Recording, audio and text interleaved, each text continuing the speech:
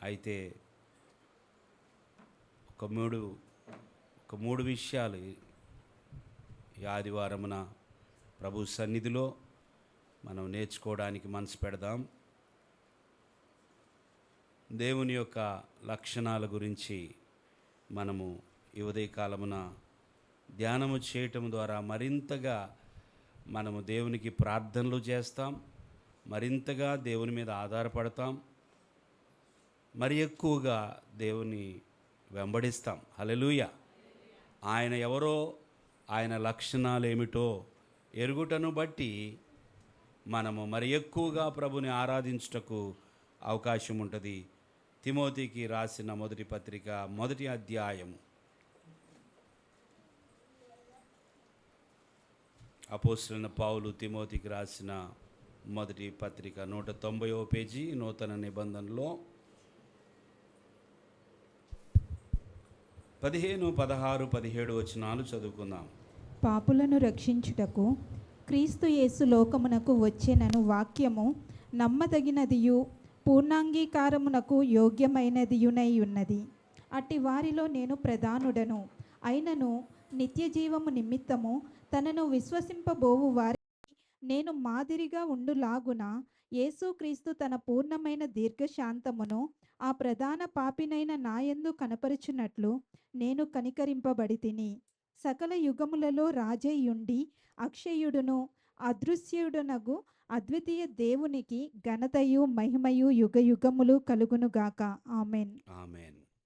మనందరము మరొకసారి 17వ వచనం కలిసి చదువుదాం. సకల యుగములలో రాజయ్యుండి అక్షయుడును అదృశ్యుడునగు అద్వితీయ దేవునికి ఘనతయు మహిమయు యుగయుగములు కలుగునుగాక. ఆమెన్. అపోస్తలుడైన పౌలు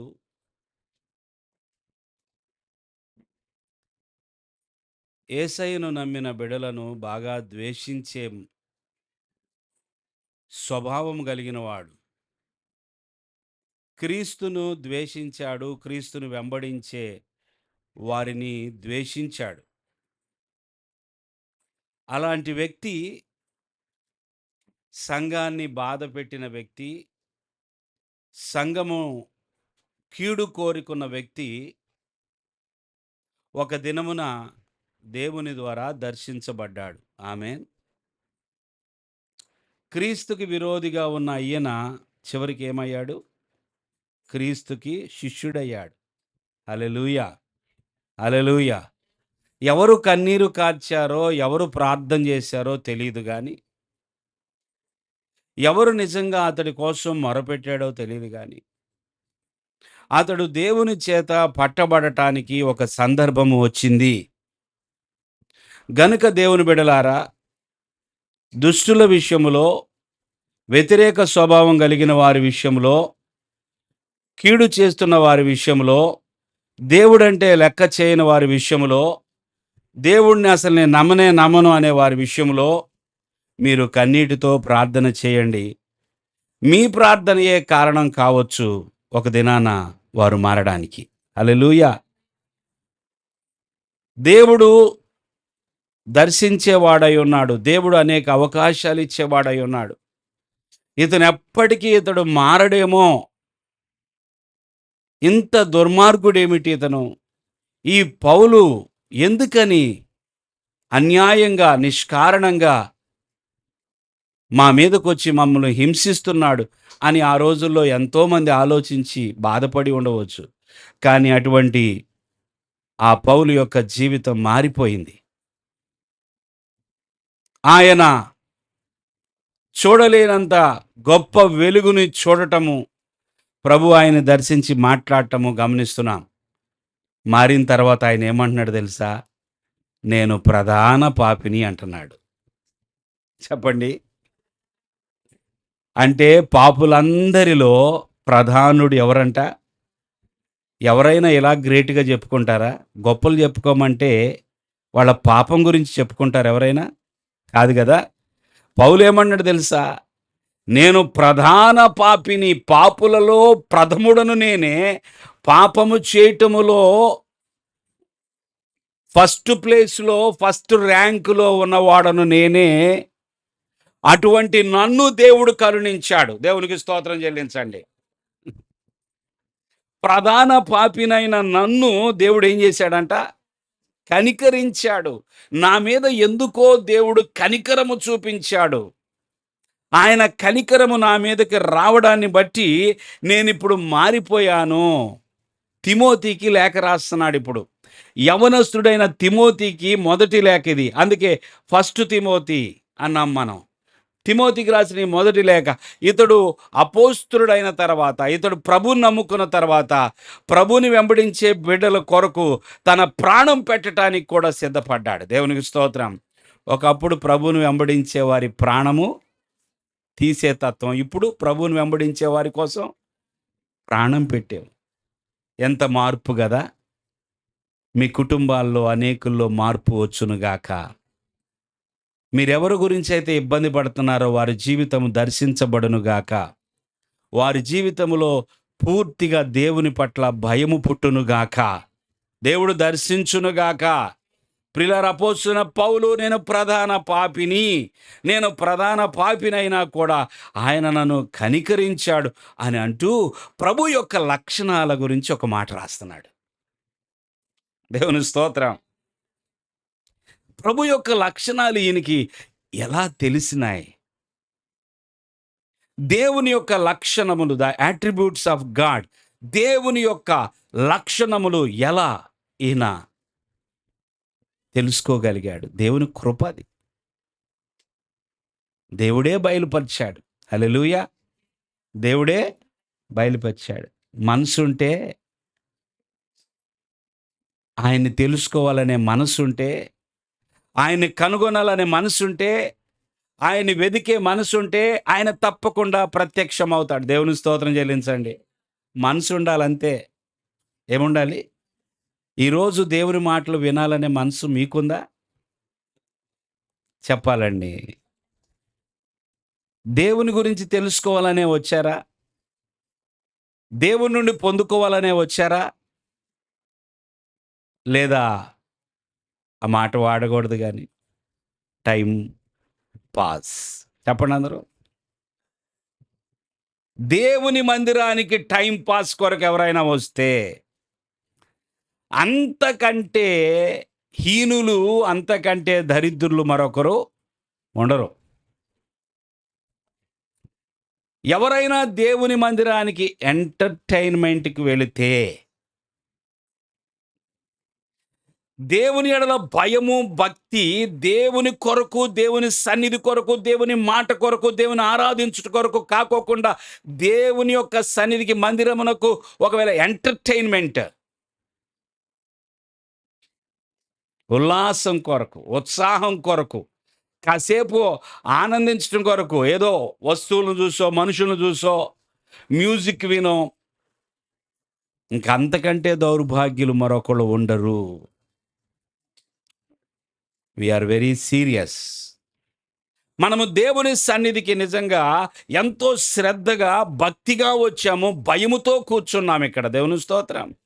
దేవుడు మాట్లాడాలని, దేవుడు గురించి తెలుసుకోవాలని, దేవుడు కావాలనే ఆ ఆశ ఉంది చూసారా? ఎవరి హృదయంలో ఆ వెతుకులాట ఉంటుందో, లోపల ఎవరైతే నాకు దేవుడు ఇంకా అర్థం అవ్వాలి, నాకు ఇంకా దేవుడు దగ్గర అవ్వాలి, నేను ఇంకా దేవునికి దగ్గర అవ్వాలి, నేను ఇంకా దేవుడిని తెలుసుకోవాలని ఎవరైతే నిజంగా అటువంటి ఒక మనస్సు కలిగి ఉంటారో వారికి తప్పకుండా దేవుడు బయలుపరచబడతాడు. ప్రధాన పాపిని కనికరించాడు కదా. అపోస్తలుడైన పౌలు అంటున్నాడు కదా, నేను ప్రధాన పాపిని అంటున్నాడే. ఈ ప్రధాన పాపి రాస్తున్న మాటలు మనం ధ్యానించాలంటే ఒక్కొక్క మాట ఒక్కొక్క రోజు పట్టిద్ది. ఈ ప్రధాన పాపికి దేవుడి గురించి తెలిసిన లక్షణాలు, ఈ ప్రధాన పాపికి దేవుడి గురించి బయలుపరచబడిన సత్యము, అది మనం గ్రహించాలంటే, అసలు ఆ మాటలు ఒక్కొక్క మాట ధ్యానించాలంటే ఒక రోజు కూడా సరిపోదు. ఏమన్నాడు తెలుసా? సకల యుగములలో రాజయ్యుండి. దేవునికి స్తోత్రం చెల్లించండి. ఎవరంటండి దేవుడు? సకల యుగములలో రాజయ్యుండి. Is a eternal king. ఆయన రాజు, ఆయన పరిపాలించేవాడు, ఆయన ఏలుబడి చేసేవాడు, ఆయన ఆయన రాజ్యానికి ఆరంభము లేదు, ముగింపు ఉండదు. హల్లెలూయా, హల్లెలూయా. ఆయన రాజ్యమునకు ఆరంభము లేదు. There is no beginning, no end. Hallelujah. ఆయన రాజ్యమునకు బిగినింగ్ లేదు, ఎండింగ్ లేదు. ఆయన సకల యుగములలో, దేవునికి స్తోత్రం. ఇప్పుడు మనమున్నాము, ఇప్పుడు జీవిస్తున్నాము. మనము లేని యుగాలు కొన్ని గడిచిపోయాయి, దేవునికి స్తోత్రం. ఆ యుగములలో ఉన్నవాడు ఈయనేనంట, ఇప్పుడు ఉన్నవాడు ఈయనేనంట, రాబోయే యుగములలో దేవుని స్తోత్రం చెల్లిద్దాం. అదండి దేవుడు అంటే. Is eternal king. ఆయన సకల యుగములలో, ప్రతి యుగములో ఉండేవాడు ఆయన. ఎంత గొప్ప దేవుడు! అలాంటి దేవుడిన మనం నిర్లక్ష్యం చేస్తుంది. అలాంటి దేవుడి దగ్గరికైనా మనం వెళ్ళకుండా ఉంటుంది. అలాంటి దేవునితోనైనా మనం ప్రార్థన చేయకుండా ఉంటుంది. సకల యుగములలో రాజు ఆయన. చూడండి, గొప్ప రాజులుగా, గొప్ప అధికారులుగా పేరు పొందుకున్న వాళ్ళు ఉన్నట్టుండి ఒక 50 ఏళ్ల వయసు రాగానే కుంటుపడతారు, బలహీనపడతారు. ఇంకొద్ది రోజులు పోయిన తర్వాత ఏదో ఒక రోగం వచ్చో లేదా ఏమీ రాకపోయినా సరే, ఈ భూమి మీద ఉన్న రాజులందరూ కూడా ఒకరోజు చనిపోతారు కదండి. అప్పుడు ఆ రాజ్యం వాళ్ళు ఏం చేస్తారు? మరలా ఇంకొక, చెప్పాలి దేవుని స్తోత్రం, ఇంకొక రాజును వెతుక్కుంటారు. ఒక రాజు పోయాడు అంటే ఇంకొక రాజు, ఒక ప్రభుత్వం పోయిందంటే ఇంకొక ప్రభుత్వం, ఈ ప్రభుత్వం కూలిపోతే ఇంకొక ప్రభుత్వం. దేవునికి స్తోత్రం. రాజులు మారిపోతారు, రాజ్యాలు మారిపోతాయి, కానీ సకల యుగములలో ఒక రాజు ఉన్నాడు. దేవునికి స్తోత్రం. హల్లెలూయా. ప్రియులారా, మన పార్టీలు మారిపోవచ్చు. ప్రస్తుతానికి ఈ ఏలుబడి చేస్తున్న పార్టీ ఒకటై ఉండొచ్చు, రాబోయే పార్టీలు వేరే ఉండొచ్చు. పార్టీలు మారిపోతాయి, ప్రభుత్వాలు మారిపోతాయి కదా. ఉన్నవాళ్ళు, గొప్పవాళ్ళు అనబడ్డ వాళ్ళు చనిపోతారు, మరణిస్తారు, వాళ్ళు పాతి పెట్టబడతారు, మట్టి పాలైపోతారు. ఎంత గొప్ప పేరైనా సరే ఒకరోజు మరుగైపోతుంది. మరుగైపోదా? మరుగైపోతుంది. ఈ రాజులకి ప్రారంభం ఉంది, ఈ రాజ్యాలకు ప్రారంభము ముగింపు ఉన్నది. కానీ ఒక రాజు ఉన్నాడు, ఆయన ఎప్పటి నుంచో రాజుగా ఉన్నాడు, ఆయన సకల యుగములలో రాజు అయి ఉన్నాడంట. ఆయన ఇటర్నల్ కింగ్. ఆయన ఎప్పుడు చూసినా కూడా రాజుగానే ఉంటాడు. హల్లెలూయా. అది దేవుని యొక్క లక్షణం. ఆయన రాజు. ఎన్ని సామ్రాజ్యాల గురించి మీరు విన్నారో తెలియదు, కానీ ఈ ప్రపంచ చరిత్రలోకి వెళితే ఎన్నో సామ్రాజ్యాలు. మన బైబిల్లో ఎక్కువగా, మనం బైబిల్ ప్రకారం మాట్లాడుకునేవి అష్షూరు సామ్రాజ్యం, బబులోను సామ్రాజ్యం, పారసీక సామ్రాజ్యం, గ్రీసు సామ్రాజ్యం, రోమా సామ్రాజ్యం. దేవునికి స్తోత్రం. ఏంటంటే ఇవి సామ్రాజ్యాలు, చక్రవర్తులు ఉన్నారు. ఈ కాలంలో బాగా అందరికీ తెలిసింది ఏంటయ్యా అంటే, మనందరికీ తెలిసిన సామ్రాజ్యం ఏది? రవి అస్తమించని సామ్రాజ్యంగా పేరు పొందింది ఒక సామ్రాజ్యం. ఏంటది చెప్పండి? బ్రిటిష్ సామ్రాజ్యం. కొంచెం చరిత్ర కూడా తెలుసుకుందాం. హల్లెలూయా, హల్లెలూయా. ఏంటంట? బ్రిటిష్ సామ్రాజ్యం. బ్రిటిష్ సామ్రాజ్యం నుండి భారతదేశానికి ఎప్పుడండి స్వాతంత్రం వచ్చింది? 19. దేవునికి స్తోత్రం. హల్లెలూయా. ఆ సామ్రాజ్యం నుండి మనకి విడుదల వచ్చిందనమాట. బ్రిటిష్ వాళ్ళు ప్రపంచమంతటిని ఏలుబడి చేశారు. అనేక సంవత్సరాలు అనేక దేశాలని వారు పరిపాలించారు. వాళ్ళ సామ్రాజ్యం కూడా అడ్రస్ లేకుండా పోయిందండి. దేవుని స్తోత్రం. ఏది ఇప్పుడు బ్రిటిషు? ఏంటి ఇంగ్లాండ్ పరిస్థితి ఏంటి ఇప్పుడు? అదో చిన్న దేశం ఇప్పుడు, అంతే. ఒకప్పుడు వాళ్ళే ప్రపంచాన్ని ఏలుబడి చేసింది. ఏమైపోయింది అంతకుముందున్న రోమా సామ్రాజ్యం? అంతకుముందున్న సామ్రాజ్యం ఏమైపోయింది? చక్రవర్తులు ఏమైపోయారు? రాజులు ఏమైపోయారు? అన్నిటికీ ముగింపు ఉంది. ముగింపు లేనిది ఒకే ఒక రాజ్యానికి. హల్లెలూయా! సకల యుగములలో, సకల యుగములలో నిలబడేవాడు, ఉండేవాడు, ఉండువాడు ఎవరంటే ఆయనే దేవుడు. ఆయన సకల యుగములలో ఉండు రాజు అని పౌలు మాట్లాడుతున్నాడు. దేవునికి స్తోత్రం. మన గ్రూప్‌లో ఈ వాక్యాన్ని పెట్టా నేను. చూసారా? గుర్తులేదు ఎవరికీ? సకల యుగములలో రాజయుండి అక్షయుడును అదృశ్యుడునగు అద్వితీయ. ఒక 3 రోజులు వెనక్కి వెళ్ళండి, దొరికిద్ది మీకు. అంటే ప్రతిరోజు పెడుతున్న వాక్యాన్ని మీరు కనీసం ఒక్కసారి కూడా చదవటం లేదు. చాలా బిజీ. ప్రార్థన చేసి, ప్రభువా ఈరోజు పొద్దున్నే లేవగానే నాకొచ్చే పెద్ద భారం ఏంటంటే, నాకు ఒక సమస్య అయిపోయింది. ఇంతకుముందు పాస్టమ్ గారు పెట్టేవాడు. నేను సైలెంట్‌గా ఉంటే బాగుండేది. ఆ పని నేను తీసుకున్న కాడి నుంచి పొద్దున లేచిన తర్వాత ఈరోజు ఏం వాక్యం పెట్టాలి గ్రూప్‌లో అని ఇది నాకు పెద్ద సమస్య అయిపోయింది. ఇంత ఆలోచించి, కొద్దిగా శ్రమపడి, ఆ వాక్యాలను వెదుగుతూ, దేవుడు ప్రేరేపించిన వాక్యం కోసం వేచి ఉండి, ఆ వాక్యాన్ని గ్రూప్‌లో పెడితే మీరు ఒక్కసారి కూడా చదవరు. ఎంత మంచి శిష్యులండి మీరు. హల్లెలూయా! ప్రభువుకి ఎంత మంచి శిష్యులు మీరు. దేవుని బిడ్డలారా, ఈ వాక్యం నేను పెట్టిన తర్వాత నేను సిస్టర్‌తో మాట్లాడుతా ఉన్నాను. మొన్న తన కోసం ప్రార్థన చేస్తూ, దేవుని చిత్తమైతే ఈ వాక్యము ఆదివారమున నేను మాట్లాడబోతున్నాను అన్నాను. అన్నాను లేదు, మీరు సాక్ష్యం చెప్పండి. దేవుని స్తోత్రం. ఈ వాక్యం పెట్టిన దగ్గర నుంచి నా హృదయంలో మంట స్టార్ట్ అయ్యింది. ఈ వాక్యములో ఉన్న మాటలు జ్ఞాపకం తెచ్చుకుంటుంటే నేను దీన్ని ధ్యానించాలనే ఒక భారం పెరిగింది. నేను ఖచ్చితంగా ఈ వాక్యం గురించి నేను బోధించబోతున్నానని చెప్పాను. ఈరోజు అది ప్రారంభించా. సకల యుగములలో రాజు అయ్యుండి. దేవునికి స్తోత్రం. ఒక దినాన తూర్పు దేశపు జ్ఞానులు యెరూషలేముకు వచ్చారు. వారు ఎంత ప్రయాసపడి వచ్చారో, ఎన్ని రోజులు ప్రయాణం చేశారో తెలియదు. కానీ యెరూషలేముకి వచ్చి హేరోదు రాజు దగ్గరికి వచ్చి, అయ్యా, యూదుల రాజుగా పుట్టినవాడు ఎక్కడున్నాడు? మేము ఆయన్ని పూజింపవచ్చితిమి అన్నారు. దేవుని స్తోత్రం. ఎవరంట? ఎవరి కోసం వచ్చారు వీళ్ళు? చెప్పాలి. రాజు కోసం వచ్చారు. యూదుల కొరకు రాజుగా పుట్టినవాడు ఎక్కడ ఉన్నాడు? మేము ఆయన్ని పూజింపవచ్చితిమని హేరోదు రాజు. నేను ఇక్కడ రాజుగా ఉంటే ఇంకొక రాజు పుట్టడం ఏంటి? రాజు పుడితే నా గర్భం అందుకే నా ద్వారానే రావాలి కదా. నా ఇంట్లో పుట్టేవాడు రాజు అవ్వాలి కదా. వీళ్ళేంటి, కాస్త మతి చెల్లించిందా వీళ్ళకి? రాజు పుట్టాడు అనుకుంటూ వచ్చారేంటి? ఆ రాజును మళ్ళీ పూజిస్తారంట వీళ్ళు. పుట్టగానే పూజిస్తారంట.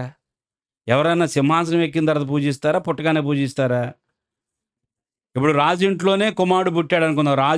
రాజకుమారుడు పుట్టగానే వెళ్ళిపోయి దండాలు పెట్టేస్తారా? వెళ్ళిపోయి మొక్కుతారా? అతడు పెరిగి పెద్దవాడై రాజు అయిన తర్వాత సింహాసనం మీద కూర్చున్నప్పుడు అందరూ నమస్కారం చేస్తారు కదా. ఇప్పుడు రాజుగా పుట్టాడంట. ఆ రాజును పూజించడానికి జ్ఞానులు వచ్చారంట. దేవుని స్తోత్రం. అంటే యేసుక్రీస్తు ఎవరో తెలుసా? Is a king. హల్లెలూయా! ఆయన రాజు. యేసుక్రీస్తు ఆయన రాజు. ఆయనను పూజించటానికి వచ్చారు. అందుకే పిలాతు ఒకరోజు అడుగుతున్నాడు కదా, ఆయన శిక్షించడానికి ముందు, అయ్యా, నీ మీద ఒక నేరం మోపారయ్యా. ఏంటా నేరం? అబద్ధం చెప్పాడంట, దొంగతనం చేశాడంట యేసయ్య. మరి యేసయ్య మీద వచ్చిన నేరం ఏంటి ఇప్పుడు? నువ్వు రాజునని చెప్పుకున్నావంట కదా. నువ్వు రాజువా? దేవుని స్తోత్రం. నువ్వెవరు అసలా? నువ్వు రాజు అయితే నాకు ఒక్క మాట చెప్పయ్యా. యోహాను సువార్త 18:37 అందుకు పిలాతు, నీవు రాజువా అని ఆయనను అడుగగా, యేసు, నీవన్నట్టు నేను రాజునే. దేవుని చప్పట్లు కొడదాం. యేసు ప్రభు ఏమన్నాడు తన గురించి చెప్పాలందరూ? చెప్పాలండి. ఏమన్నాడు? నేను రాజునే అన్నాడు. మరలా చెప్పండి, ఏమన్నాడు? నేను రాజునే. పిలాతు అడుగుతున్నాడు, నువ్వు రాజువా? నువ్వు రాజువా చెప్పయ్యా అంటే, నేను రాజునే అన్నాడు. తర్వాత ఏమన్నాడు చదవమ్మా? సత్యమును గూర్చి మైక్ మైక్ మైక్ సత్యమును గూర్చి ఆ, సాక్ష్యమిచ్చుటకు ఆ. నేను పుట్టి తిని. ఎందుకు పుట్టాడంటే ఈయన సత్యమును గూర్చి సాక్ష్యమిచ్చుటకు పుట్టాడు. హల్లెలూయా. రాజుగారు పుట్టారు, ఈయన ఉన్నవాడే. సత్యమును గూర్చి సాక్ష్యమిచ్చుటకు నేను పుట్టి తిని ఇందు నిమిత్తమే ఇందు నిమిత్తమే ఈ లోకమునకు వచ్చి తిని. ఈ లోకమునకు వచ్చి తిని. సత్య సంబంధి అయిన ప్రతి వాడును ఆ, నా మాట వినునని. అందరు నా మాట వినరు, వినే రకాలు కాదు. అది చెప్పేశాడు ఆయన ముందుగానే. అందరూ నా మాట వినరు. నేను రాజుని సత్యమును గూర్చి సాక్ష్యం ఇవ్వడానికి పుట్టాను. నేను రాజుని పుట్టాను. ఒక మాట దేవుని బిడ్డలారా, నేను రాజుని పుట్టాను. అర్థమైందా, అర్థం కాలేదా? ఐఎమ్ ఆల్రెడీ కింగ్, నాకు కింగ్డమ్ ఉంది. నేను రాజునయ్యా, నేను రాజుని. పుట్టక ముందే నేను రాజుని. దేవునికి చెప్పడం కొట్టదాం. మీకు అర్థమైన ప్రతిసారి మీరు దేవుని స్తోత్రం చెల్లించండి, అది లోపలికి వెళ్తుంది. మీకు అర్థమైన ప్రతిసారి స్తోత్రం చెల్లి, నేను రాజునే. మరి అప్పటి వరకు ఏ రాజ్యాన్ని పరిపాలించలేదు ఆయన. ఆయన అసలు 30 సంవత్సరాలు మరుగ్గానే ఉన్నాడు. 12వ ఏట మాత్రమే దేవాలయానికి వెళ్ళాడు. 3.5 సంవత్సరాలు మాత్రమే సువార్త మరి ఈయన ఎప్పుడు రాజు? ఈయన పుట్టకముందే రాజు. హల్లెలూయా. ఈయన పుట్టకముందు రాజు కనుక నేను రాజునే అంటున్నాడు. నేను రాజునే. సత్యమును గూర్చి సాక్ష్యం ఇవ్వడానికి నేను ఈ లోకానికి వచ్చాను. నేను ఎందుకు పుట్టాల్సి వచ్చిందో తెలుసా? నేను ఆల్రెడీ కింగ్, నేను రాజును అయినప్పటికీ కూడా ఈ లోకానికి నేను రావాల్సి వచ్చింది. ఈ లోకానికి నేను రావాల్సి వచ్చింది. సత్యమును గురించి సాక్ష్యం ఇచ్చుకుని పుట్టి తిని ఇందు నిమిత్తం ఈ లోకానికి సత్య సంబంధి అయిన ప్రతి వాడు నా మాట వినున. నేను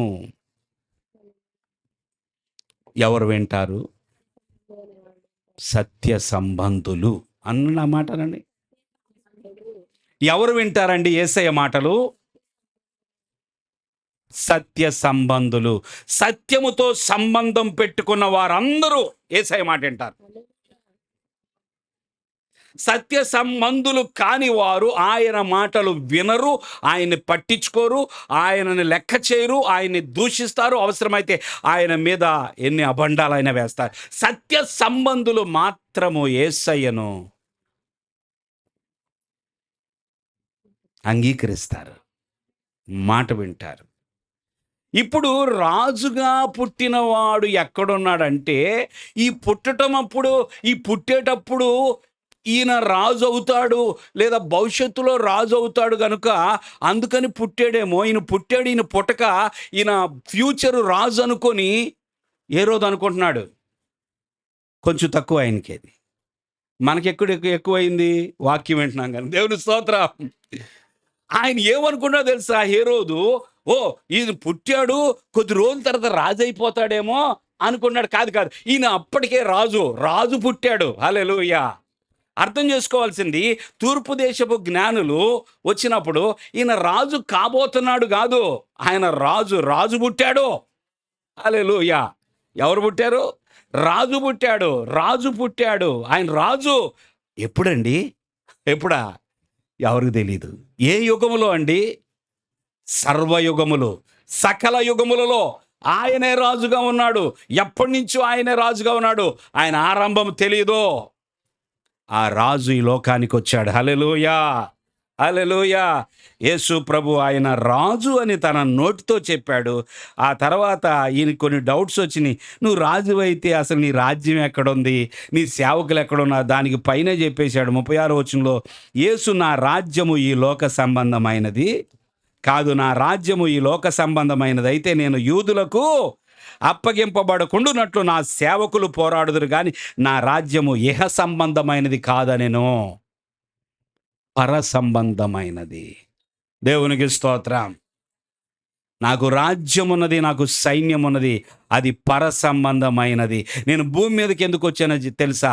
సత్యమును ప్రకటించటానికి.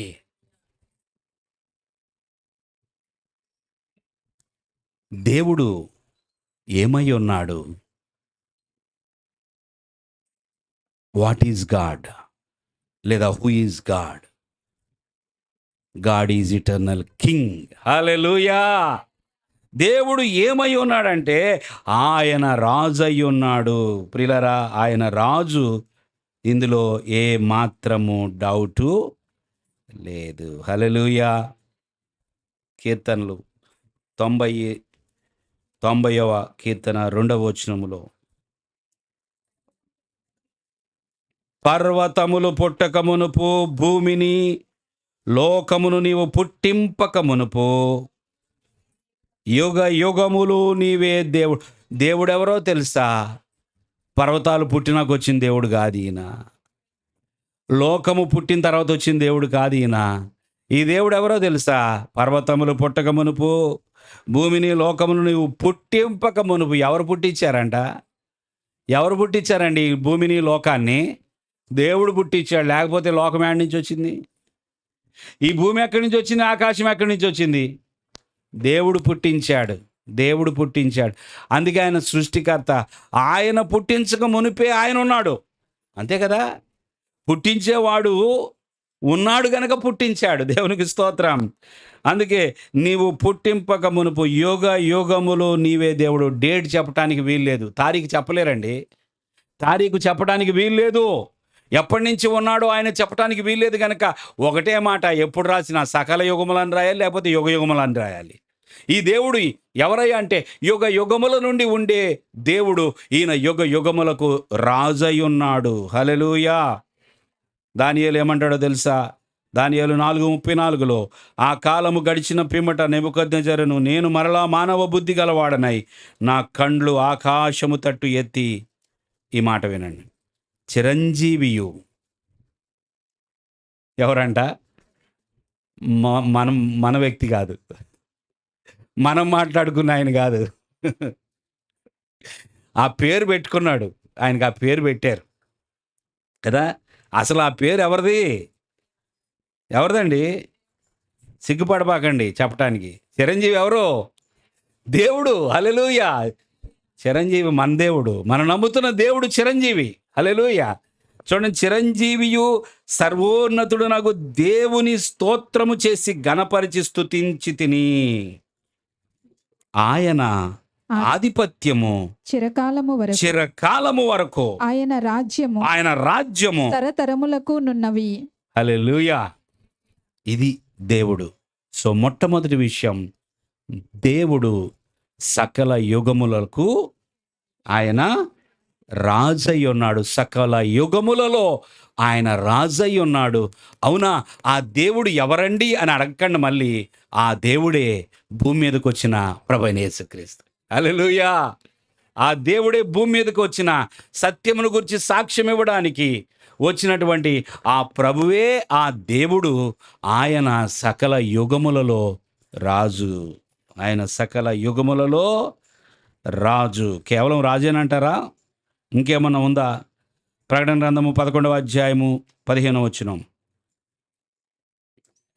7వ దూత బోర ఊదినప్పుడు పరలోకములో గొప్ప శబ్దములు పుట్టెను. ఆ శబ్దములు, ఈ లోక రాజ్యము మన ప్రభువు రాజ్యమునకు, ఆయన క్రీస్తు రాజ్యము నాయను, ఆయన యుగ యుగముల వరకు ఏలుననెను. ఆగండి, కొంచెం జాగ్రత్తగా నెమ్మదిగా చదువుతాను, అర్థం చేసుకోవడానికి ప్రయత్నం చేయండి. ఈ లోక రాజ్యము ఏ రాజ్యము? ఇప్పుడు ఉన్న ఈ లోకంలో ఉన్న రాజ్యం ఉందే, ఈ లోక రాజ్యము మన ప్రభు రాజ్యమును, ఆయన క్రీస్తు రాజ్యమును. ఆయన అంటే ఇక వేరే రాజ్యాలు ఏముండవు, ఒకటే రాజ్యం అయిపోతుంది. దేవుని స్తోత్రం చెల్లిద్దాం. యేసుక్రీస్తు మాత్రమే, ఆయనే. ఇక ఇహలోకం పరలోకం లేదు. ఈ భూమిని చేసి నువ్వు రాజుగా ఉండవని మనిషికి అప్పగిస్తే మనిషి తన ఇష్టానుసారంగా ఇక్కడ చెలరేగిపోయాడు. ఇక భూమి మీద వేరే రాజ్యం లేదు. ఇక ఈ సాతానుడు మనిషిని ఆక్రమించుకొని వాడు రాజ్య పరిపాలన మొదలుపెట్టాడు. ఇక రాజ్యము వాడిది ఉండదు. ఇక దేవుని స్తోత్రం. క్రీస్తు రాజ్యం ఆయను. ప్రకటన 19:16లో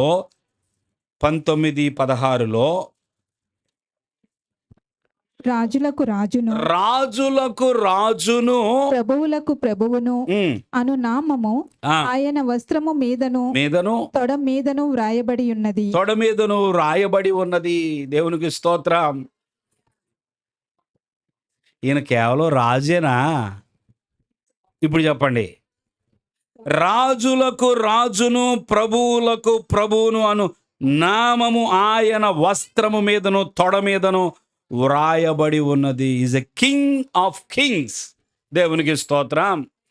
ఆయన రాజులకు రాజు. ఈయన సకల యుగములలో ఉండే రాజు. ఆయన రాజ్యానికి అంతమే లేదు. అదండి దేవుడు. రెండో మాట ఏమంటున్నాడు తెలుసా?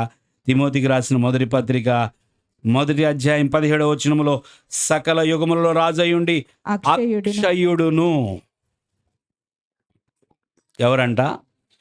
అక్షయుడు. దేవుడు ఎవరండి? వినడమ్మా. దేవుడు ఎవరు? అక్షయుడు, ఇమ్మోర్టల్, క్షయము కానివాడు. పెరుగు చాలా బాగుంది, ఈరోజు ఎందుకో మంచి టేస్ట్ వచ్చింది అని ఈరోజు తినేదానికంటే 2 కప్పులు ఎక్కువ వేసుకొని పెరుగు తిన్నావు కదా. మళ్ళా ఏమనుకున్నారంటే, ఈరోజు పెరుగు చాలా బాగుంది కాబట్టి రేపుడు కూడా నాకు ఈ పెరుగు కావాలని పక్కన పెట్టుకున్నారు. నిన్న చాలా బాగుంది పెరుగని రేపు వేసుకుంటే ఏమైంది? అది ఏమైందండి? పులిసిపోయింది. ఎంత బాధ కదా. ఈరోజు బిర్యానీ ఎంత బాగా కుదిరిందో అనుకుంటారు. తినేదానికంటే కొంచెం ఎక్కువే తినేసేసి కడుపు నిండా తృప్తిపడి, అబ్బా ఎంత బాగా కుదిరిందో, ఈరోజు ఎంత టేస్ట్ వచ్చిందో అసలు బిర్యానీ అని అనుకొని రేపు తిందామని చెప్పి మళ్ళీ రేపు వేసుకున్నారు. పోయింది. పెరుగు చూస్తే పాడైపోయింది, బిర్యానీ చూస్తే పాడై. ఒక్కోసారి సాయంకాలానికి కూడా ఉండదు. ఎంత కోపం వచ్చేసిద్దో. మధ్యాహ్నం బాగా తిన్నాను, ఎంత బాగుందని, సాయంకాలానికే పాడైపోవాలా ఇది? సాయంకాలానికే టేస్ట్ పోయింది, వాసన వచ్చేస్తుంది, పాడైపోతుంది. అనేక వస్తువులు పాడైపోతాయి, అనేక తినుబండారాలు పాడైపోతాయి. మనుషులు కూడా నశించిపోతారు, మరణిస్తారు. ఎంత ప్రేమించుకున్నా తన శరీరాన్ని, ఆ శరీరము రోజు రోజుకి మార్పు వచ్చేస్తుంది. ఎంత యాక్షన్ చేసినా నాకు ఇంకా వయసు పెరగలేదు అని మనం ఎన్ని రంగులు రుద్దినా, ఏం చేసినా వాస్తవాన్ని దాచిపెట్టలేం. జారిపోతూ ఉంటుంది. ఒకప్పుడు చర్మము నిగనిగలాడే చర్మము, దృఢంగా ఉన్న చర్మము మడతలు వచ్చేస్తాయి. అబ్బా మడతలు వచ్చేసి నేను నువ్వేం రాసినా లాగిపెట్టినా నువ్వు పాడైపోతావు. నీ శరీరం కృషించిపోతుంది, నువ్వు మరణిస్తావు, నువ్వు సమాధిలోకి వెళ్ళిపోతావు, నువ్వు మట్టి పాలైపోతావు. ప్రతి మనిషి కూడా mortal, but God is immortal. దేవుని స్తోత్రం చెల్లించండి. అక్షయుడు మాత్రం ఒక్కడే ఈ ప్రపంచంలో, ఈ సృష్టిలో. అక్షయుడు, ఇమ్మోర్టల్ అని పిలువబడేది ఒక్క దేవునికే అది చెందిన మాట. మనలను కూడా అలా చెయ్యాలని భూమి మీదకి వచ్చాడు ఆయన. ఆయనను నమ్మిన తర్వాత ఇక మనం ఎప్పటికీ నశించిపోకుండా ఉండులాగున, మనను దీవించటానికి, మహిమ శరీరం ఇవ్వడానికి, మనము నిత్యము దేవుడితో కూడా యుగయుగాలు తరతరాలు జీవించులాగున మనల్ని ఆశీర్వదించడానికి యేసయ్య భూమి మీదకి వచ్చాడు. హల్లెలూయా. దేవుడు అక్షయుడు. చెప్పండి, దేవుడెవరు? దేవుడెవరండి? అక్షయుడు. ఆ దేవుని పట్ల నిర్లక్ష్యంగా ఉండబాకు. ఆ దేవుని సేవించే విషయంలో వెనకబడిపోవద్దు. ఆ దేవుని ఆరాధించే విషయంలో ఆయన అక్షయుడు. ఏం భయం లేదా నీకు? ఆయన సకల యుగములలో రాజు. ఆయనేమో అక్షయుడు. ఈ అక్షయుడైన దేవుడు అంటే నీకు లెక్కలేదా? ఈ అక్షయుడైన దేవుడు అంటే నీకు అంత నిర్లక్ష్యమా? ఆయన అక్షయుడు. ఆయన ఎప్పటికీ నశించడు. ఆయన ఉంటాడంతే. పువ్వు పొద్దున్నే చూడగానే ఎలా ఉంటుందండి? చాలా చక్కగా విచ్చుకొని చాలా అందంగా కనపడుతుంది. ఆ పువ్వుని మీరు కోసుకొని తలలో పెట్టుకుంటారు. అందమైన పువ్వుని తీసుకొచ్చి మీరు ఏం చేస్తారు? తలలో పెట్టుకుంటారు. ఆ తలలో పెట్టిన తర్వాత ఒక గంట తర్వాత చూడండి, ఆ పువ్వుని ఏమైంది? వాడిపోయింది. ఎంత చక్కని పువ్వైనా సాయంకాలానికి ఏమైపోతుందండి? వాడిపోతుంది. అంతే. దానికి అదే ముగింపు. దేవునికి వాడిపోయేది లేదు. హల్లెలూయా. దేవుడు ఎప్పుడు వాడిపోడు. ఆయన ఉంటాడు. ఆయన జీవిస్తూనే ఉంటాడు. ఆయన అక్షయుడు గనక నీవెప్పుడు ప్రార్థన చేసినా, ఉదయమైనా రాత్రి అయినా పగలైనా ఎప్పుడైనా సరే దేవుడు నీ మాట వినటానికి సిద్ధంగా ఉన్నాడు. చూడండి, కొరింథీయులకు రాసిన మొదటి పత్రిక 15:53లో ఒక మాట ఉంటుంది. క్షయమైన ఈ శరీరము అక్షయతను ధరించుకొనవలసి ఉన్నది. క్షయమైన ఈ శరీరము ఏం ధరించుకోవాలి? మరలా చెప్పండి. క్షయమైన ఈ శరీరము, అది క్షయము అక్షయము అనండి. మరలా, క్షయమైన ఈ శరీరము అక్షయతను ధరించుకొనవలసి ఉన్నది. ఆ అక్షయతను ఇచ్చేది దేవుడే.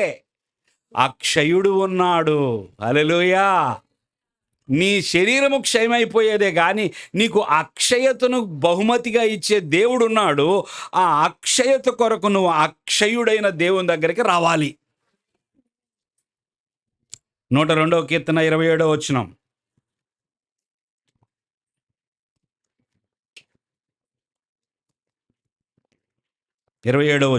నీకు ఏకరీతిగా నుండు నీవు ఏకరీతిగా నుండు వాడవు. నీ సంవత్సరములకు అంతము లేదు. ఆగండి. దేవుడు ఎవరో? ఏకరీతిగా ఉండువాడు. ఆయన సంవత్సరములు ఎన్నంట? ఎన్ని సంవత్సరాలండి? అంతము లేదు. హల్లెలూయా. దేవుడు అక్షయుడు. ఆయనకి సంవత్సరాలు లేవు. మనకైతే ఇప్పుడు 2025. చెప్పండి, ఏ సంవత్సరంలో ఉన్నాం మనం? కొంతమంది 26లోకి వెళ్ళిపోయారా? లేదా ఇంకా 24లో ఉన్నారా? 25లో ఉన్నారా? చెప్పండి. 25. 2025. డిసెంబర్ 31 దాటిన తర్వాత మనము దేనిలోకి వెళ్ళబోతున్నాం? 2026. దేవుని స్తోత్రం. హల్లెలూయా. మనకి ఈ లెక్కలో దేవుడు ఏ లెక్కలు వేసుకోవాలి? 2 కోట్లు 3 కోట్లు ఇట్లా వేసుకోవాలా లెక్కలు? అసలు ఆయన లెక్క వేసుకోడు. ఎందుకో తెలుసా? ఆయన అక్షయుడు. హల్లెలూయా. ఆయన అక్షయుడు. ఈ లెక్కలు, ఈ మ్యాథ్స్ మనకి, ఈ సంవత్సరాలు, ఈ వయసు లెక్క పెట్టుకునేది మనము. దేవుడు అక్షయుడు గనుక ఆయనకి, ఆయన సంవత్సరములకు అంతము లేదు అని రాస్తుంది బైబిల్లో. అలాగే నేను మొదటి వాడను కడపటి వాడను, ప్రకటన గ్రంథం 1:18లో మొదటి వాడను కడపటి వాడను జీవించు వాడను. ఈ 3 మాటలు జాగ్రత్తగా వినండి. చెప్పండి. మొదటి వాడంట, కడపటి వాడంట. మొదటివాడు కడపటివాడు. ముందు ఆయనే, వెనక ఆయనే. మరి మధ్యలో ఎవరు? ఆయనే. జీవించువాడు ఆయనే. దేవునికి స్తోత్రం. మొదటివాడను కడపటివాడను జీవించువాడను నేనే. అయితేనంట ఒకరోజు ఆయనకి ఏమనిపించిందో తెలుసా? మరణాన్ని రుచి చూడాలనిపించిందంట. దేవునికి స్తోత్రం. దేవునికి స్తోత్రం. నేను మొదటివాడిని కదా. అందరు నా వైపు చూడాలి. దేవుని బిడ్డలారా, నేను మొదటివాడిని కదా. చెప్పండి. నేను కడపటివాడిని కదా. నేను జీవించువాడిని కదా. ఇప్పుడు చెప్పండి మరలా. మొదటివాడను కడపటివాడను జీవించువాడను. ఒకసారి మరణంలోకి వెళ్ళొద్దాం అనుకున్నాడంట. మొదటివాడు ఆయనే, కడపటివాడు ఆయనే. ఆయనకి మొదలు లేదు, చివరి లేదు, ఉండేవాడు ఆయనే. ఇలాంటి ఆయన మరణంలోకి వెళ్ళటం ఏంటి? మన కోసం. దేవుని స్తోత్రం. అందుకే అక్కడ ఏముందో తెలుసా? మృతుడనైతే మృతుడనైతిని గాని, చదవమ్మా, ఇదిగో యుగ యుగములు సజీవుడనై ఉన్నాను. దేవునికి స్తోత్రం చెల్లిద్దాం. మొదటి వాడను కడపటి వాడను జీవించువాడను, అయితే మృతుడనైతిని. దేవునికి స్తోత్రం. ఎవరండి ఈ అక్షయుడు? ఎవరు వచ్చి మరణించింది? ఎవరండి ఈ భూమి మీదకి వచ్చి? యేసు ప్రభు. హల్లెలూయా, హల్లెలూయా. ఈ అక్షయుడైన దేవుడు ఎవరో తెలుసా? ఈ అక్షయుడిగా పిలువబడుతున్న దేవుడు ఎవరో తెలుసా? ఈ భూమి మీదకి వచ్చి మృతి చెందాడే. మృతుడనైతిని గాని యుగ యుగములు సజీవుడనై ఉన్నాను. చెప్పండి అందరూ ఆ మాట. యుగ యుగములు. ఇప్పుడు చెప్పండి. యేసుక్రీస్తు సకల యుగములలో రాజు. రెండవది యేసుక్రీస్తు అక్షయుడు. చెప్పాలి, యేసుక్రీస్తు ఆ దేవుని దగ్గరికి మనం వచ్చాం. అక్షయుడు. ఇప్పుడు నువ్వు ప్రార్థన చేస్తే వినటానికి సిద్ధంగా ఉన్నాడు. ఎందుకంటే ఆయన సజీవుడు. 2000 సంవత్సరాలు దాటిపోయింది. ఆయన వచ్చి మరణించిన రోజు అయిపోయింది. ఎప్పుడో మరణించాడు, మరలా తిరిగి లేచాడు 3వ దినమున. ఆయన అక్షయుడు, కానీ మరణము లోపలికి వెళ్ళి బయటకు వచ్చాడు. ముందే చెప్పాడు, పెట్టగలను, తీసుకోగలను అన్నాడు. దేవుని స్తోత్రం, దేవుని స్తోత్రం. మరణించగలను, తిరిగి నేను బ్రతకగలను అన్నాడు. హల్లెలూయా, హల్లెలూయా. ఆయన అక్షయుడు. యేసుక్రీస్తు ఎవరండి? ఈ సత్యము అపోస్తలుడైన పౌలుకి ఇంకొక మాట చెప్తాను, త్వరగా చెప్పి ముగిస్తాను. అక్షయుడును, అదృశ్యుడును. మూడో మాట ఏం మాట? అదృశ్యుడు. అందరు చెప్పండి. ఇన్విజిబుల్. చెప్పండి. దేవుడు ఎవరండి? అదృశ్యుడు. రహస్యంగా ఉంటాడు, కానీ ఉన్నాడు, కనపడ్డు. ఉన్నాడు, కనపడ్డు. మన మధ్యలో ఉన్నాడు, కనపట్టలేదు. మన మాటలు వింటున్నాడు, కనపట్టలేదు. ఇక్కడ కూర్చొని కూర పొయ్యి మీద పెట్టానని ఆలోచించే వాళ్ళు ఆలోచిస్తున్నారు, అది కూడా ఆయన గమనిస్తూనే ఉన్నాడు. కూర్చోవటం చూస్తున్నాడు, ఎలా వింటున్నారా అని చూస్తున్నాడు, ఏం ఆలోచిస్తున్నారా అని చూస్తున్నాడు. Hallelujah, hallelujah. Is a invisible God. ఆయన అదృశ్యుడు. అందుకే బైబిల్ ఏమని చెప్తుంది తెలుసా? దేవుడు ఆత్మస్వరూపి. దేవుడు ఆత్మస్వరూపి. దేవుడు ఆత్మయ్య ఉన్నాడు. గాడ్ ఈ స్పిరిట్. ఆయన అదృశ్యుడు. చూడండి, ఎప్పుడైనా మీరు మీ స్పిరిట్ని చూసారా? చూడ. ఆత్మే ఆత్మను చూడగలదు కదా. మన లోపల ఉన్న ఆత్మయ్య ఉన్న దేవుణ్ణి గ్రహించగలదు. గాలి ఉన్నది, ఈ ఫ్యాన్ గాలి ఉంది, బయట నుంచి గాలి వస్తుంది. గాలి ఉన్నది. గాలిని ఎవరైనా చూసారా? ఎవరు చూడలేదా? ఒక్కళ్ళు కూడా లేరా? గాలిని చూసిన వాళ్ళు ఉన్నారా? కానీ గాలి ఉందని నమ్ముతున్నారా? గట్టిగా చెప్పండి. గాలి లేదు అనేవాళ్ళు ఎవరైనా ఉంటే ఒకసారి చెయ్యొద్దండి. గాలి లేదు అని. గాలి ఉందా? గాలి లేదా? ఉందా?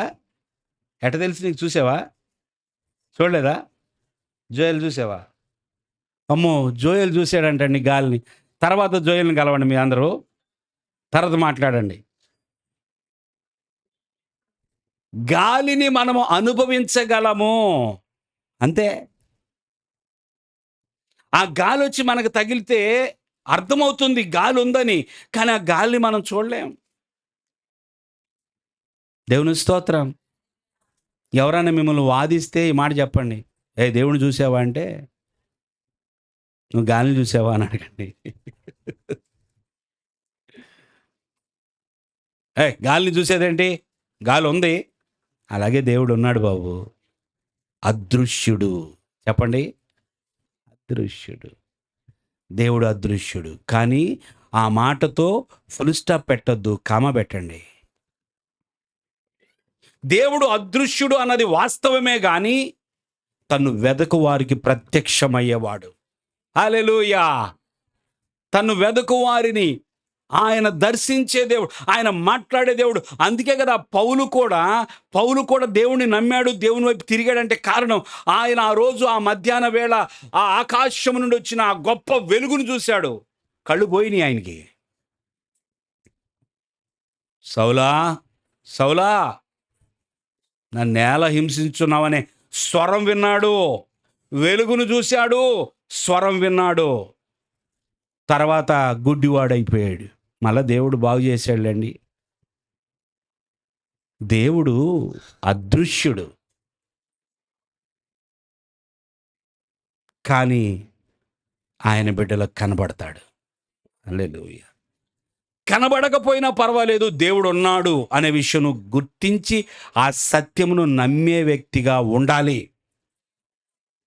పాస్టర్ గారికి నువ్వు కనపడ్డావంట, నాకు కనపడలేదు కాబట్టి నేను నమ్మను అనబాకండి. ఆయన అదృశ్యుడు. ఆయన ఎవరు? అదృశ్యుడు.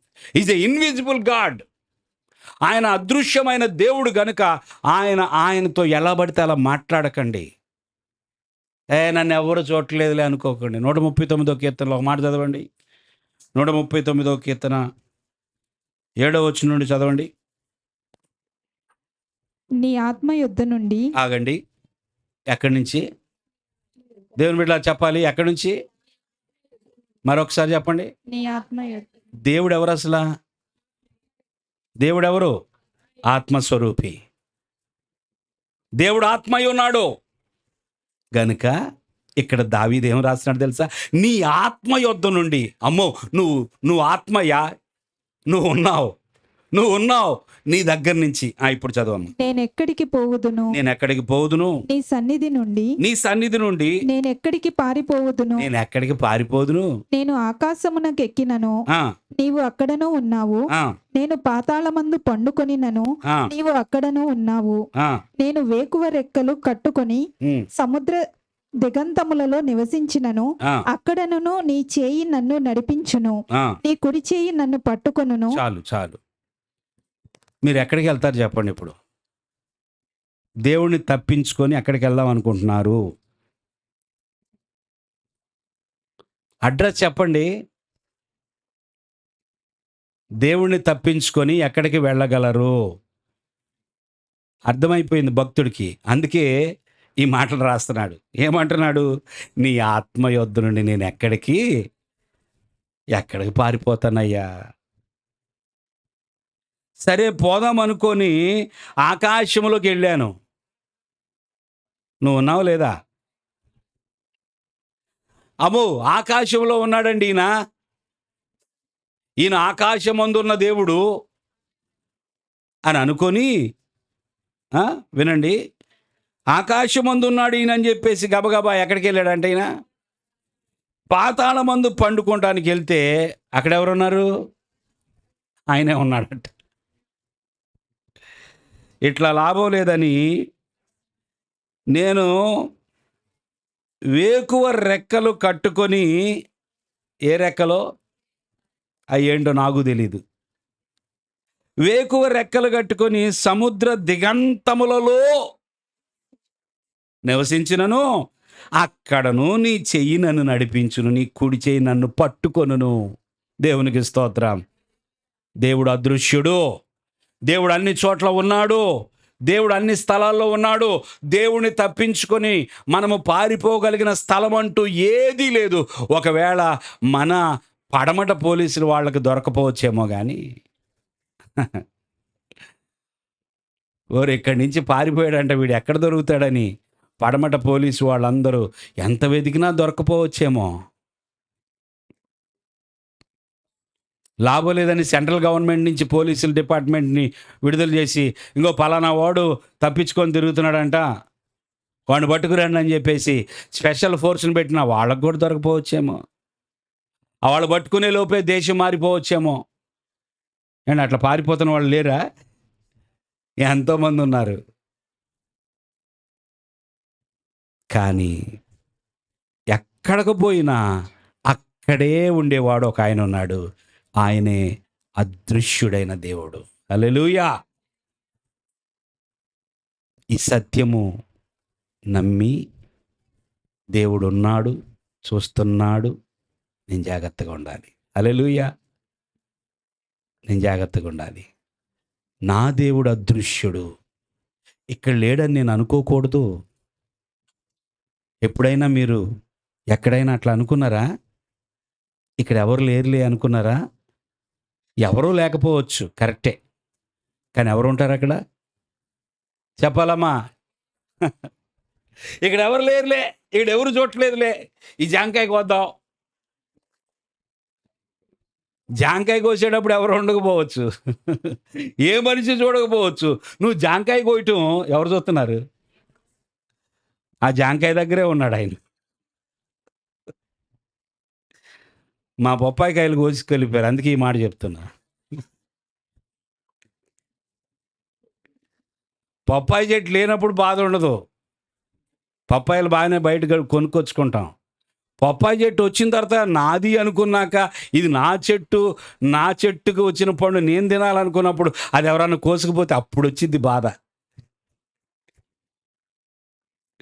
కానీ ఆ కోసేటప్పుడు, ఆ తీసేటప్పుడు, ఆ దొంగిలించేటప్పుడు అక్కడే ఉండేవాడు ఎవరో తెలుసా? దేవుడు, అదృశ్యుడైన దేవుని బిడ్డలారా.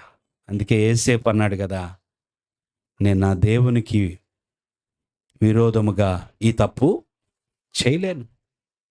ఎక్కడున్నాడయ్యా దేవుడు? అసలు ఇంట్లో ఎవరు లేరు, ఎవరు చూడలేదు, నువ్వెందుకు భయపడుతున్నావు? నా భయమంతా దేవుడిదే. హల్లెలూయా. నా భయమంతా అదృశ్యుడైన దేవుడు ఉన్నాడు, ఆయన నన్ను చూస్తున్నాడు, అదే నా భయం. ముగించేస్తున్నాను ఆ మాటలు. పిల్లరా, అక్కడ కూడా నీ చెయ్యి నన్ను నడిపించును. యోహాను సువార్త 1వ అధ్యాయం 18వ వచనంలో, ఎవడును ఎప్పుడైనను దేవుని చూడలేదు, తండ్రి రొమ్మునున్న అద్వితీయ కుమారుడే ఆయనను బయలుపరచెను. ఎవడును ఎప్పుడైనను దేవుని చూడలేదు. నిజమే. మరి దేవుడు ఎవరో? యేసుక్రీస్తు అంటున్నారు కదా, తండ్రి రొమ్మునున్న అద్వితీయ కుమారుడే ఆయనను, దేవుని బయలుపరిచింది యేసుక్రీస్తు. మరి యేసుక్రీస్తు ఎవరో? అలాగే మనం ఇంకో మాట చదువుదాం. యేసుక్రీస్తు ఎవరు? కొలసి పత్రిక 1వ అధ్యాయం 15వ వచనం, ఆయన అదృశ్య దేవుని స్వరూపి. చప్పట్లు కొడదాం.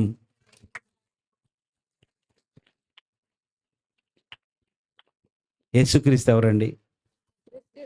యేసుక్రీస్తు గురించి కొలస్సీ సంఘానికి అపోస్తలుడైన పౌలు రాస్తూ అంటున్నాడు కదా, ఆయన అదృశ్య దేవుని స్వరూపి అయి సర్వ సృష్టికి ఆది సంభూతుడై ఉన్నాడు. అదంట. ఇప్పుడు అదృశ్య దేవుని స్వరూపి ఎవరు? యేసుక్రీస్తు. హల్లెలూయా. బైబిల్ని అర్థం చేసుకోలేక, దేవుని మాటలను, సత్యాన్ని గ్రహించలేక అనేక మంది పొరపడుతున్నారు. అదృశ్య దేవుని స్వరూపం ఎవరంటే, కనబడని దేవుడున్నాడు, కనబడడు ఆయన అంటున్నామే. ఆ కనబడని ఆ అదృశ్యుడి యొక్క ఆ స్వరూపం ఏమిటంటే యేసుక్రీస్తు. అందుకే ఒకరోజు తన శిష్యునితో ఈ మాట అంటాడు. ఫిలిప్పుతో ఏం మాట్లాడుతున్నాడు? 14వ అధ్యాయం యోహాను సువార్త 9వ వచనంలో ఫిలిప్పుతో ఏమని మాట్లాడుతున్నాడు తెలుసా? యేసు, ఫిలిప్పు, నేనెంతకాలము నీ యొద్ద ఉండినను నీవు నన్ను ఎరుగవా? నన్ను చూచిన వాడు తండ్రిని చూచి ఉన్నాడు గనుక తండ్రిని మాకు కనుపరచమని ఎలా చెప్పుచున్నావు? దేవుని స్తోత్రం. చాలా రోజులు అయిపోయిన తర్వాత ఒక మాట అడిగాడంట. ఆయన శిష్యుల్లో ఒకరు ఫిలిప్పు ఏమని అడిగాడంట?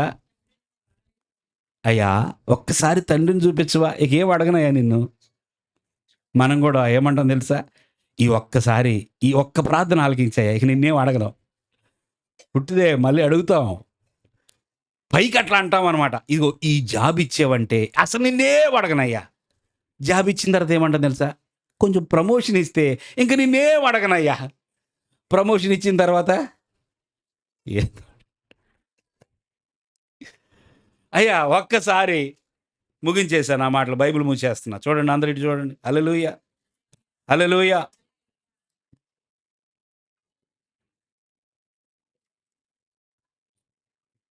అయ్యా ఇంతకాలం నీతో తిరుగుతున్నాం, నీళ్ళనేమో ద్రాక్షారసం చేసేసావు.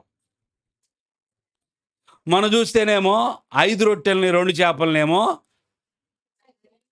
5,000 మంది తినేటట్టు చేసావు. అంతకుముందు చూస్తేనేమో సముద్రం మీద నడిచి వచ్చేస్తున్నావు, నీళ్ళ పైన నడిచి వచ్చేస్తున్నావు.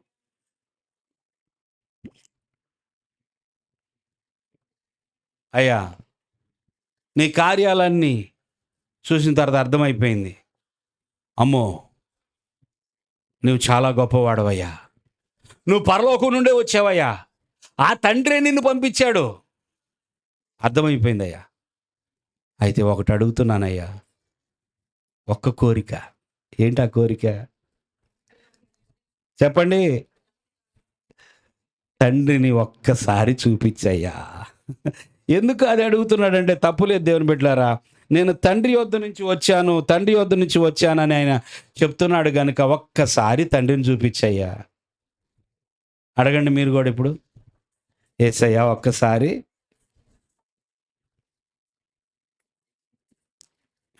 తండ్రిని చూపించమంటే ఏం చూపిస్తాడు ఆయన? ఏం చూపిస్తాడు? ఆయన ముఖమే చూపిస్తాడు. హల్లెలూయా, హల్లెలూయా. తండ్రిని చూడాలనుకుంటున్నావా? నేను భూమి మీదకి వచ్చాను కదా, నేను ఎవరిని అనుకుంటున్నావు? నేనే ఆ అదృశ్య దేవుని స్వరూపం.